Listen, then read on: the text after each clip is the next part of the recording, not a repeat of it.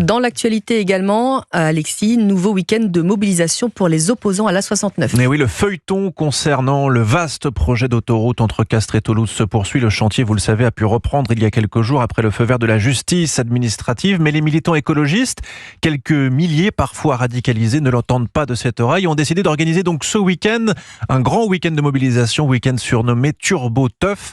Et les forces de l'ordre surveillent, William Molinier, 2 endroits bien précis.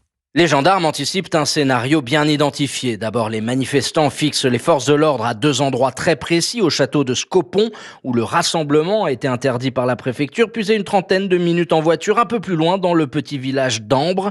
2 événements présentés comme festifs et qui doivent durer jusqu'à dimanche, mais d'où pourraient partir des violences à l'encontre des forces de l'ordre. L'objectif des fauteurs de troubles, dégager la voie à des petits groupes de saboteurs qui se rapprocheraient alors du tracé de la 69, et qui s'en prendraient aux installations du chantier, voire aux locaux des entreprises dans le département. Entre 1500 et 2000 militants écologistes sont attendus, dont plusieurs centaines d'éléments violents et radicaux.